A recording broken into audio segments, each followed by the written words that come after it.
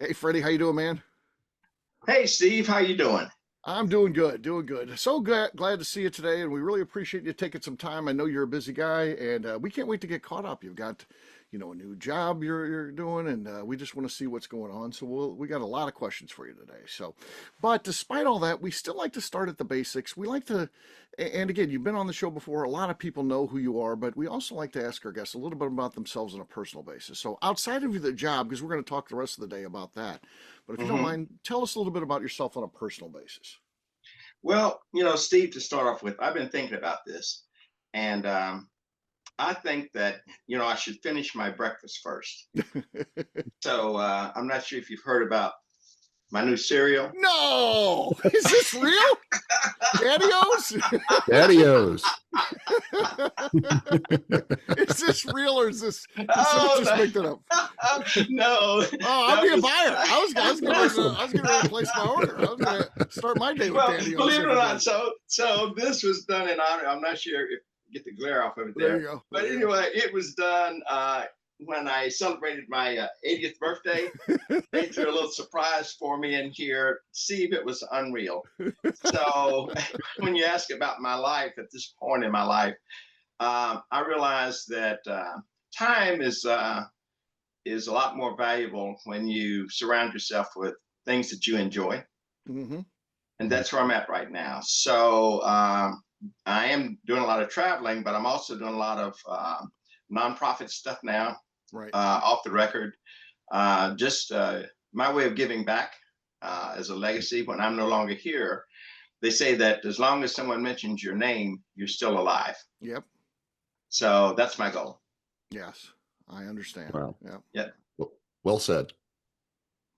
But Freddie, one of the things that I always enjoy talking to people about. Again, we've had you on the show before, and a lot of people know you, and you're really kind of on your not your first career. You're kind of on your second or third career now. But one of the things I always find fascinating is, and I think you might be able to elaborate on this a bit, is regardless of what you're doing today, you can always find lessons in what you've done in your previous life, previous careers that apply today. So I know you had a career at AT&T, you've done a lot of other things.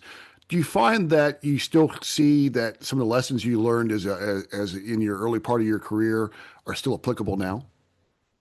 The answer is yes. It's really kind of funny. So, not only in engineering and operations, which is what I was in before, which looks at construction, looks at atmospheric conditions, things like that with microwaves and that piece of the business. But I found it very, very interesting. One of my careers as an accelerated management program that I was on, I got to do some stuff with Dr. Max Kostick at Harvard University. And the name of this program that we're under was called PAPI, believe it or not.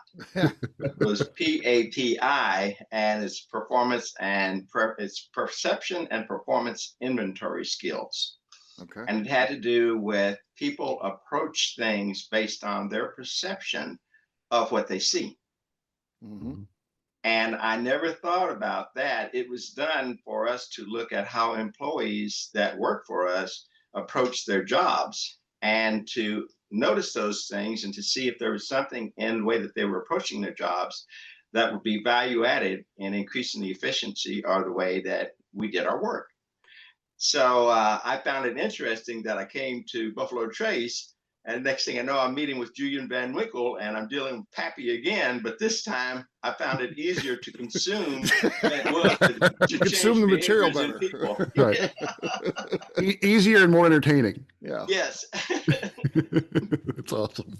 So yeah, so it's really kind of funny. I tell people over time, you don't realize the skills that you've acquired until situations present themselves, and you realize that you respond not even aware that you're responding, but it's based on all the skill sets, and I call it baggage, that you've acquired over the years. And for some reason, those pieces come together, and it makes it easy to apply them to the situation that you're facing. hmm Nice. You would think you mentioned you had your 80th birthday, and you would think that some people would find a reason to slow down a little bit and enjoy the twilight years and take their take it kind of easy. But then you've kind of stepped up because you recently were announced to be the global brand ambassador for Buffalo Trace. So tell us about that role, why you accepted it, and what you're looking forward to doing with it. So, Jeremy, the first piece, they say that age is just a number. And I find myself searching out, I surround myself with folks of different ages. I've got several friends that are much older, but they are all active. I only have a couple of friends that are just basically because they've fallen into something else that slowed them down. But I surround myself with shakers and movers. And my dad said, as long as you do that, you will never slow down because you'll always see opportunities and things to do that allows you to interact with others. So this global ambassador role is really kind of unique. For me, it's because I constantly interact with people from different countries, different cultures, and I find this an opportunity to not only to travel, but to get myself involved in different cultures. And so that's part of what I'm working on offline right now is I've got some friends that are associated with different countries, and that's what I'm hanging out with them about, is to find out cultural things that I can do that if I go to those countries, I understand some of the basics of their culture as well as some of the more common terms that they use so that I don't feel awkward and I don't say the wrong thing, Yep.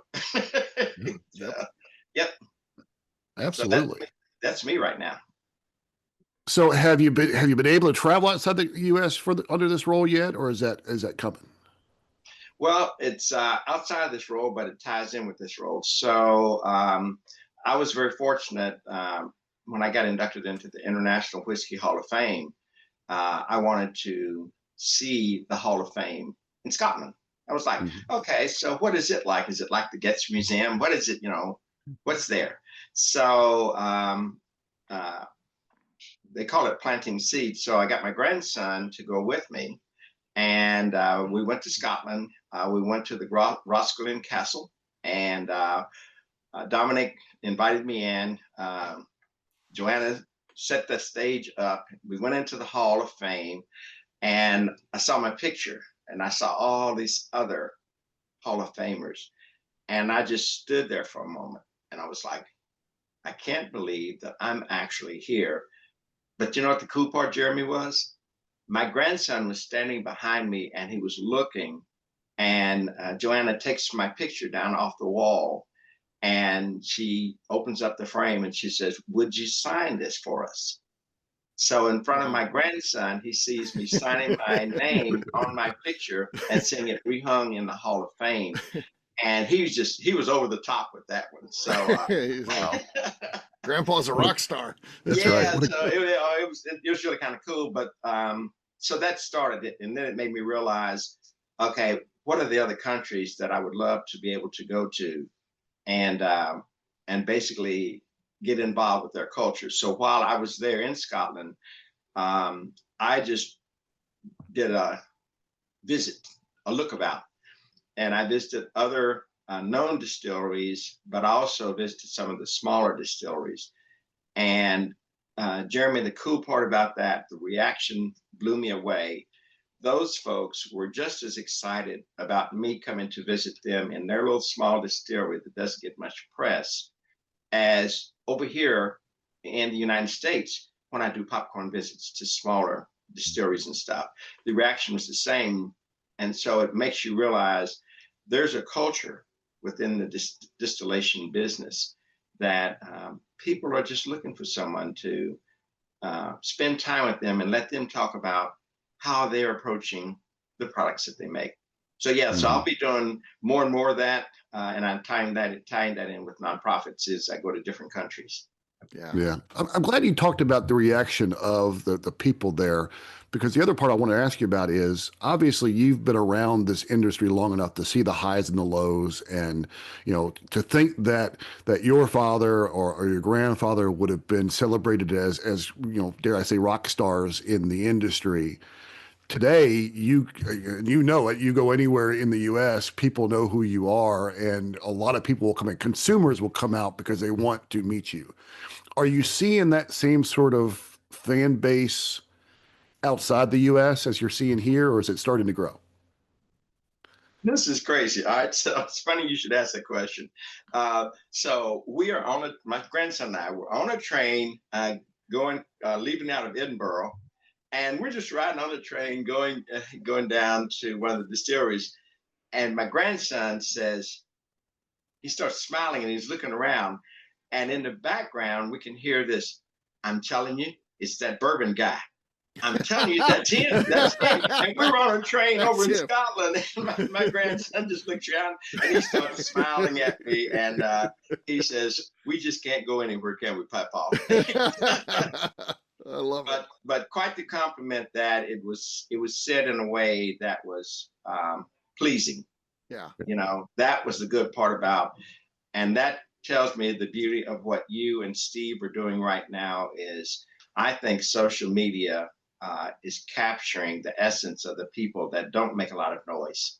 And it gives them a chance to be a part of something that they would never think that they would ever get a chance to be a part of. It's called inclusion. And I think, Steve, you and the ABV Network have really set the bar very high for including a lot of people in what Thank you, Freddie. I really appreciate that. Freddie, you've been a great guest on the show many times. When you come out with something new, we like to talk to you. So we've talked about these things in the past, but I wanted to get an update on a couple things here. First of all, the root beer and your sodas. How's that going? Unbelievably well. Uh-huh. So I've been traveling about the country, and part of the tasting and the on-premise events, they bring out the Freddie's root beer and the ginger ale and the ginger beer, and they do the root beer floats with the bourbon cream, and then sometimes they'll do the ginger beer with the traveler's whiskey, and just all kinds of different things. Some of them, when I go to them and do these visits, they tell me about cocktails that they have made for their bars. One of them is called a Sweet Freddie. Mm-hmm. And the Sweet Freddie is one that was out of Newberry's Prohibition Bar up near Cincinnati. Yep. And so I think the world of those guys, for what they've been doing up there. But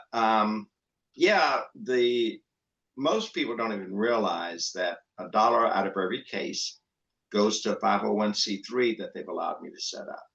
And because of this expansion, someone just sent me a message and said that they saw it in Kroger. Mm-hmm. And I know it was in Sam's Club. Someone in Ohio told me it was in a Sam's Club up there. What they don't realize is I take that money and I restore old historical sites. So I've been working on the cemetery here in Frankfurt. It's a 5-year project. We're discovering that there are ugly people in this world. And the more you try to restore and fix things up in areas that are kind of economically depressed, the more the kids or the vandals decide these are things that we need to destroy because they look nice in the area. So we've had a couple of setbacks. And we really think this other thing that's going on with the economy right now, we've got a lot of homeless in the area. Mm-hmm. So they've broken into our storage shed a couple of times. They stole some things out. I was just up there. That was part of what I was doing today is got to make a report to the police. They've broken back in again, but I don't think we pulled most of the equipment out, but I think they're just looking for somewhere to live because the weather's getting cold. Mm-hmm. So I've got to figure out a way of securing the storage unit where we do keep our equipment up there, but also figuring out a way of maybe trying to help the homeless in the area so that they don't destroy the cemetery, but they appreciate it that a lot of their family might be buried there. Yeah. And it's doing a disservice to them. So that's the Green Hill Cemetery. But even better, I get excited about stuff like this. So we have, because of the increased distribution of the soda, I was down in New Orleans at an event, and this guy comes up and sits down next to me, and he says, "Tell me about this restoration stuff you're doing up there in Kentucky." And I'm telling him about how we're using the geophysical stuff, and we're using drones and GPS positioning equipment. And he said, "That's fascinating." He says, "Well," he said, "how about if you do something like that down here in New Orleans?" And I'm like, "Well, I guess we could." And he said, "Well, just kind of look around some of these old cemeteries and see if you can find, a couple of locations that maybe we can do something like that down here." And he says, "Now I'll see if I can help you out with making it happen." And I'm like, "Oh, okay." So what I didn't know was the guy that sat down next to me was just shooting the breeze with me was Dickie Brennan. Oh, And, yeah. and so he's going to help me. So my Famous buddy, restaurant tour. Yeah, yeah. yes, sir. Yeah. And I met I think it's his niece or his cousin out in Napa Valley at an event we were doing out there with Rob Rowe. And the point I'm making is that they were related. She found out that Dickie had already encountered me, and so she wanted to be a part of what we're doing. So Greg Tish and I, who works at the Sazerac House in New Orleans, we go on this venture. We go visit a few cemeteries and several places that were non-disclosed burial sites, and we find Thomas Handy's burial site. Oh, wow. And it was in disrepair. And so now we're trying to figure out the logistics of how do we go in and use part of this restoration money to do something in New Orleans like we're doing up here in Kentucky. So yeah, I'm pumped, and I've got other people that are contacting me about how do they get involved, but I've got a limit on how thin I spread myself. So Yeah. Freddie, when you go into a project like Green Hill, and I've been lucky enough to visit there with you, and you showed me around a little bit and all the stuff, and I was there early on, and it's got to be almost overwhelming because you see so many things that need to be fixed, and you know it's going to take money, it's going to take time, it's going to take manpower, and it can be overwhelming where it's like, I don't even know where to start. I'd love to help out, but where do you begin? How do you keep the positive attitude where you just got to go at it day by day, knowing that at the end of the day, it's a little bit better than it was yesterday when you've done the work there, and hopefully you'll be back tomorrow to do some things that'll make it a little better. And again, that's why I hate hearing about these setbacks, because that's got to be tough. But tell me a little bit how you maintain that. How do you where does that come from, Freddie? From conversations like the one that we're having. Mm-hmm. So what it does is it helps you to realize there's still a lot of good people on this earth. Yeah. And Steve, you and I know, we've had a couple of conversations about it. We touch lives every day. Mm-hmm. But sometimes we just plant seeds, and folks have to go back and process that. And then they start looking at how can they help. Mm-hmm. And then they come back to you a little bit later on, and they give you ideas or they give you suggestions, and they start doing things. And that's what keeps you going. Yeah. Because all of a sudden you create a network, and that network has allowed me to actually get support from the sheriff department, from the police department. I've got a lot of social and church groups, civic organizations, Boy Scouts. They're all starting to come together. And been working with the Parks and Recreation Group as Historical Society. So that's the inspiration. That's what keeps me going, is when you're feeling down and someone else says, "Hey, I think I can help you with that." Mm-hmm. Just by sharing the problem, you realize that words come to your mouth. You don't know where they come from, and you don't know how you're sharing that with a certain person until all of a sudden it comes back tenfold, and they've got a solution, or they've got someone that can help you with that problem. So that's what keeps me going. Yeah. Freddie, when you went into the Kentucky Bourbon Hall of Fame, I was lucky enough to be able to sit at your table, and I met your grandson Osiris, and he was a little kid then. He's a big kid. I know. I've met him several more times at other events. He's been eating Daddy-O's. Yep, he's a young man now for sure, Yeah. and I know he's incredibly smart, gifted academically for sure, and he literally could probably end up doing anything that he wants to do, but I can't help but hoping Man, I hope there's a fourth generation Buffalo Trace employee there. And I know you're probably rooting for it to the inside too, but you got to let kids do what they want to do. But where does it stand? What's he doing now? What's he up to? And could we potentially see him at some point working for Buffalo Trace? Yeah, well, the answer is yes. Two things. So, as you know, he has helped me roll out the seventh, Okay. eighth, and ninth millionth barrels. So we just rolled out the ninth millionth. I don't make him do anything. Mm-hmm. So he willingly comes down here with me sometimes. We do things together. He is enrolled in engineering at University of Kentucky now, so he's got a couple of scholarships. He is. I asked him what was he majoring in, and he says mining. And I said mining, and he says yes, with a background in Asian culture. Mm-hmm. And I'm like, I said, okay, well, where are we going with this? Well, this is kind of like when my dad found out I was going to AT&T dealing with microwaves and fiber optics and digital switches. You've been down this road before on the other side of the desk. That's right. Right. And so I just asked him, I said, well, what's with mining? And he says, that's the wave of the future. And I said, what do you mean? He says, well, you have to look at European cultures and Asian cultures. He says, Papa, everything's going underground. Mm-hmm. He says they're moving people underground, they're moving traffic underground, food products underground. He says there are all kinds of minerals and things that are yet to be discovered underneath the earth. And he says, and I think that that's the next wave that's going to happen before we start doing interplanetary stuff. And he says, I just think that's the wave of the future. And I sat there and I listened to him, and I'm going like, well, how crazy is this? So he's already been to like about 3 or 4 different mines with the department. And he says, here, check this out. Look at this one. And he's showing me different things. Like my grandfather was a coal miner on my mom's side. So he mined his own coal, and his buddies ran moonshine stills out of coal mine. Well, Osiris comes out with stuff like, he said, hey, now see this mineral here. This one, if you taste this one, it's salt. If you taste this one, this is so-and-so. And I'm like, what? And he says, Papa, all of these things are underneath the ground and, in the atmosphere. And he's talking about the atmosphere. And I'm like, my goodness gracious. So he's you way realize, smarter than me, right? I can tell yeah, that. yeah, I'm like, okay, well, let me just sit back and listen here for a little bit. Right.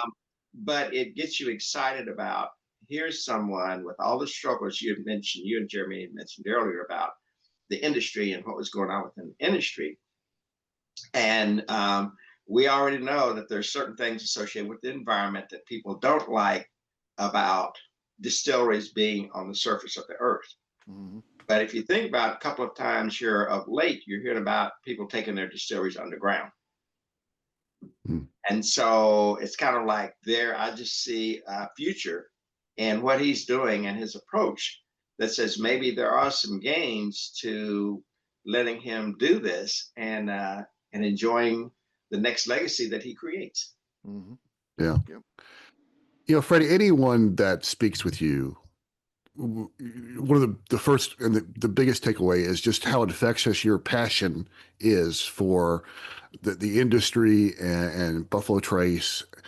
But I think hearing you talk about your family, you cannot help but just realize that's even a bigger passion for you. And that's so, it's so refreshing to always see that.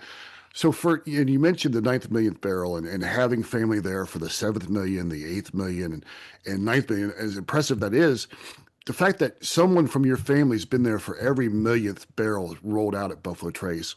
For you, what was that feeling like for the 9th million, and what, maybe what's that legacy for you as far as having a family member there at each one of those milestones? Oh, those are the kinds of things that you don't plan. Mm-hmm. And you hear the word humbling a lot. But you have to realize how fortunate you are that your family has presented themselves in such a way that type of recognition would be provided to them. That's the part that gets you is I've been doing research on my grandfather and the world that he came up in. And then I went to my dad and the world that he came up in. I got with the history folks, and I found the house that my father was actually born in, and I saw the conditions that of that house and the family and how they were all living around it on this very barren area. And then I remember the struggles that he went through to build a house that he built for us. All that associated with each of these incremental millionth barrels. And remember, it was 20 years between the 5 millionth and 6 millionth barrel. That was a window of 20 years. And so I started looking at all those things and to realize that I'm very, very blessed that I've been alive to at least replicate the number of times that I touched the barrel with my dad. And hopefully I'll be able to double that with Osiris. And then maybe he'll be able to do that moving forward. But it's just, you can't grasp something like that and go like, oh my gosh, if you look at the number of years and still to be a part of someone on this earth that's still able to talk about it, you know, how do you put that into words? It's just a feeling of, why me? Mm-hmm. Why me? You know, what did I do to deserve all the things that we've been very fortunate enough to receive? Why me? I don't know. Oh, I think you're a pretty special person. I think I know. I mean, you're just an incredibly nice man who's so good to so many people. It's just coming back to you. It's literally karma coming back to you in such a great way, Freddie. I love it. Thank you. Thank you. Amen. You know, we want to talk about some scoop, but we already sort of talked about it before the show, but there's a new promotion coming up for Buffalo Trace. And supposedly they're going to have a glass tasting room out in the Midwest in Wyoming. In the plains, yeah. And the rumor mill says you're part of this. Yeah, Buffalo all around. You're in the glass enclosure. A little bar with 2 stools on it, and you serving up drinks. First of all, whose idea was this, and whose idea was it that you wanted to be a part of it? You notice I'm shifting in my chair on this one. Oh, it's I used to joke around when I'm doing the tours around here. I always tell them, I said, you know, they ask the question, well, how did Buffalo Trace get its name?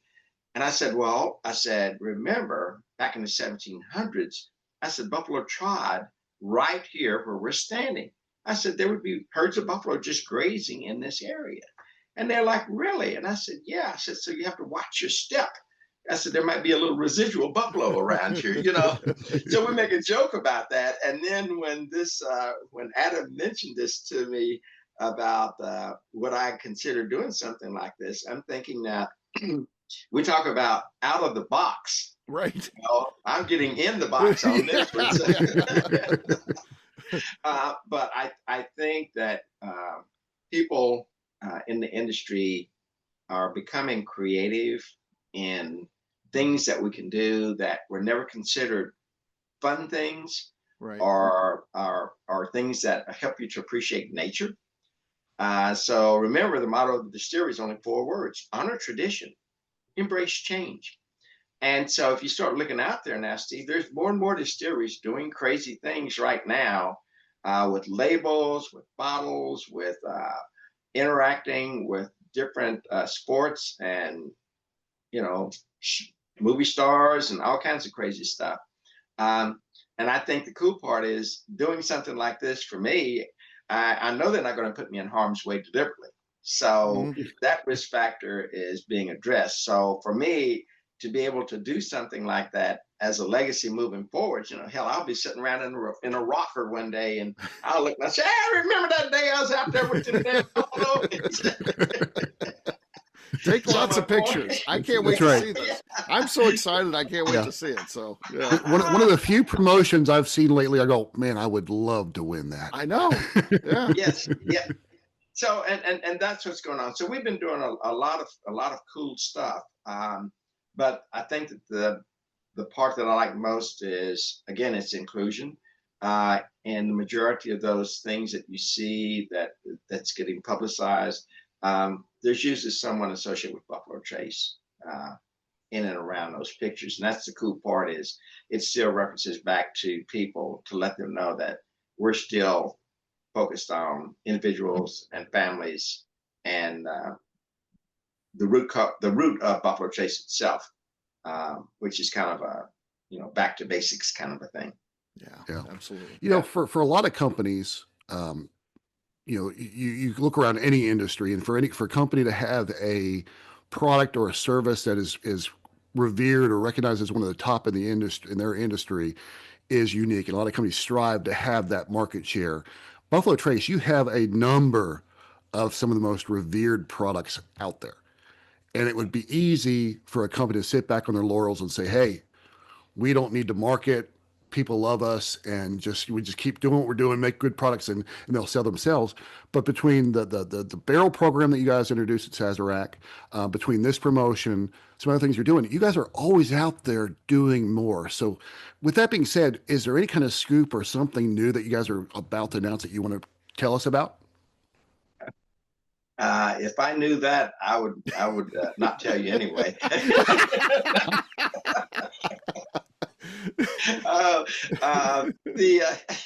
That's kind of funny, but yeah. So part of this creative environment that we live in, I think that's part of what keeps everything exciting. I know a lot of people monitor the TTB to see what labels that's going on.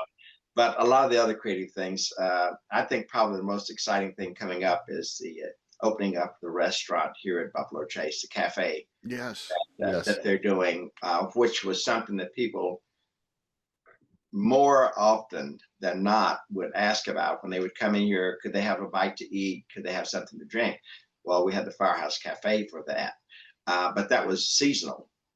And that was down by where the old firehouse used to be.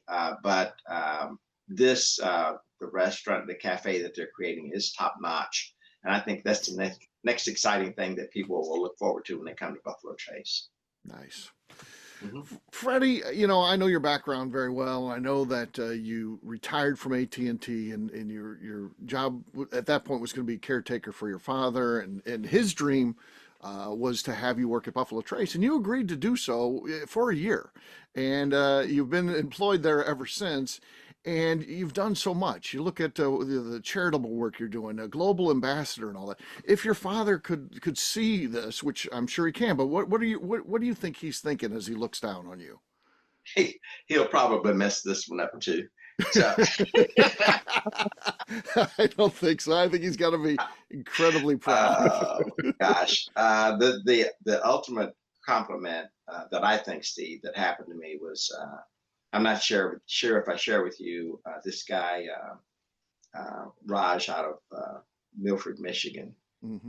He got a hold of one of the bottles from the 6 millionth barrel. And at an event that we were at one time, he had heard me make a comment to him about my dad never got a chance to taste the whiskey from this last barrel that he handled. And he was able to acquire one of those bottles from that 6 millionth barrel. And he calls me up one day and asks me to meet him at the cemetery, and where Dad's buried. And he and his buddies get out, and they come over, and we walk over to Dad's grave, and they have 5 glasses. And I'm like, okay, what's up? And he says, I remember what you said. He says, I was able to acquire one of the bottles from the 6 millionth barrel. He would not tell me what he paid for it. He didn't want anything. He didn't even want the bottle back. He says, I want you to open it up. I want you to pour us all a drink, put some into this empty glass, and as we do a toast to your father, I want you to pour this on your father's grave as you consume your bourbon. And he says, and that way you and your dad got a chance to have a taste of this whiskey from the last barrel that he handled on this earth. How cool is that? Yeah. So then I take that bottle and, maybe or maybe I didn't allow my grandson to take a sip of it. The point is that we were able to, in a very, very cool way, we were able to allow 3 generations to taste the whiskey from the last barrel that my father handled on this earth. Yeah. That's the essence of all of this. If you ask me if I were to sum all of this up, it's things like that we talked about earlier lives that you touch, you don't even realize the significance of the words that come from your mouth until somebody says, you probably don't remember, but you said or you did. And they are reciprocating to let you know that it meant something to them. And they want to share that moment with you. Yeah. That's the cool part about, I think that's our purpose on this Yeah. earth right now, is to make it better for others. Yeah. Well, you're certainly doing your part in that role for sure, Freddie. Freddie, what does the future hold for you? Well, I would love to think that there's some bourbon out there that has my name on it. Mhm. You know, a special bottle that's been set aside that says, "Here, Freddie, this is what the future holds for you." It's this very rare bourbon that you never get a chance to see or taste. I had spoken with Matt and Rebecca about this global ambassador role and travel and all that. They said, "Well, how do you feel about travel?" And I said, "I love to travel." And I said, "Yeah, I've got some bucket places that I would love to go during my lifetime, but I'm also a realist." And Jimmy Russell is one of my favorite persons. And then I look at how he still comes over to the gift shop, how he still signs bottles.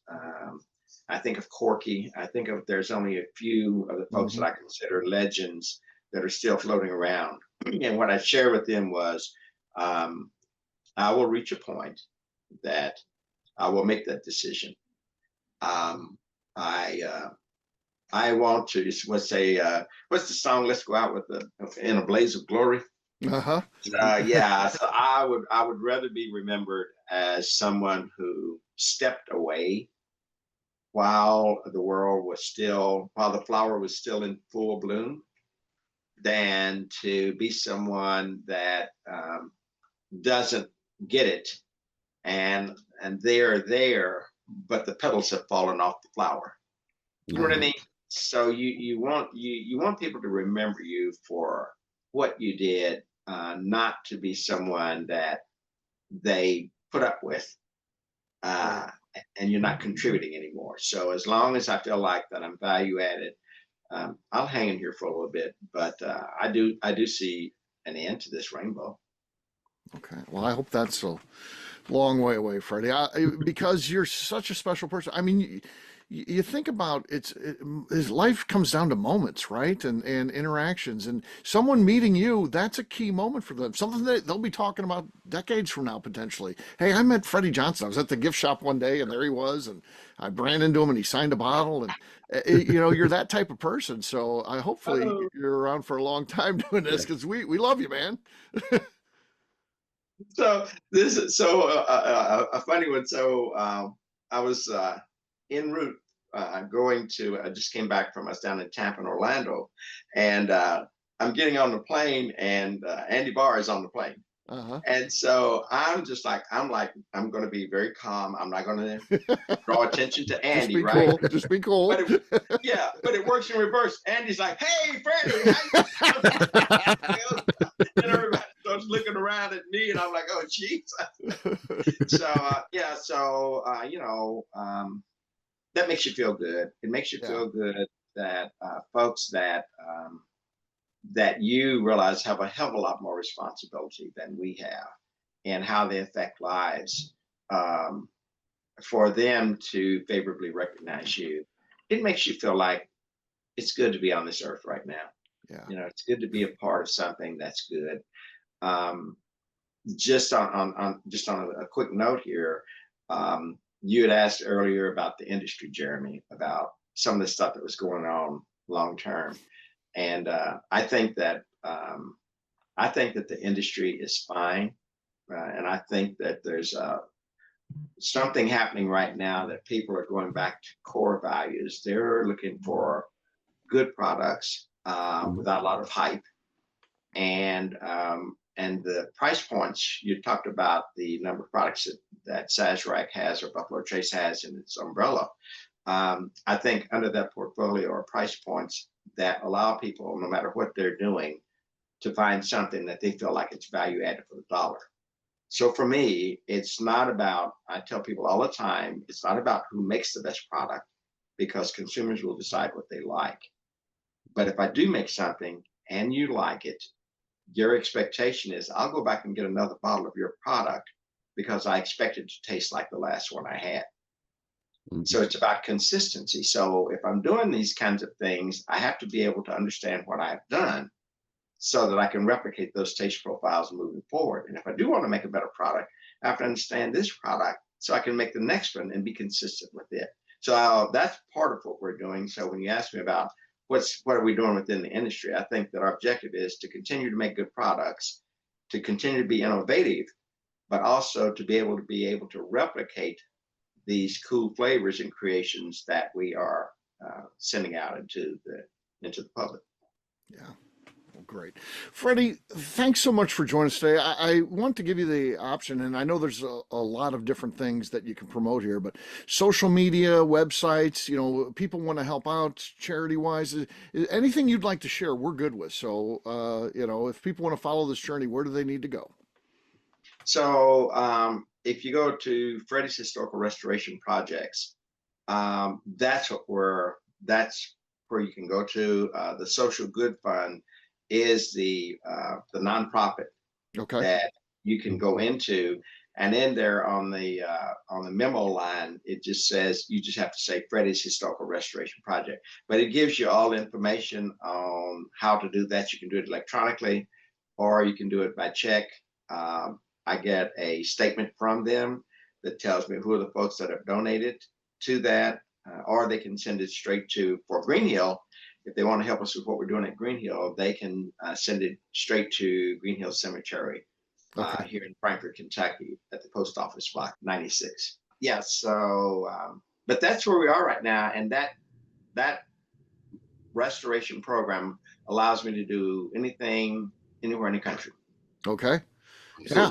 And it sounds like it's expanding. So doing some work in New Orleans now on that, that's so great. Yeah. And I'm coming out to see you. You've got what do you call it? Half anniversary. What's this? Yeah. We do these like mini festivals, and we were doing it on our anniversary every year, and everybody said, hey, this is so much fun. And the distilleries love going there because we got great customers that come in and love meeting people and having them sign bottles and all that kind of stuff. So we're doing a half anniversary this year. So it'll be when we're 3.5 in January, we're going to do a second festival. So it's something new we're adding this year. It's kind of a cool thing. So well, I hit Kansas City, but I didn't get a chance to make it out to St. Louis. And so that's on my list also is that's just one from me to you. I wanted to come by and take a picture with you. Yes. There at the shop. We want to get you there for sure. Thank you. Yes, we're picking a barrel, and hopefully you're going to be part of that. But in December, and I'm really excited. I'm going to save some cases. It's a Sazerac 100, and I'm going to save some cases in case you make it in. And I want you to so we can have you sign some for customers and stuff like that. So that would be cool. Steve, I would be honored to do that. Man, thank you so much for all that you've done, not only just for this little country bumpkin here in Frankfort, Kentucky, but for all the distilleries and those that take the time and invite you in. Mm-hmm. That's a compliment to you and what you've been able to achieve, you and Jeremy. It's been a long haul, but you're expanding and you got some folks on your side. Thank you so much. Appreciate it, Freddie, and I appreciate you. Take care, Thank buddy. you. All right. So much, Freddie. Thank you.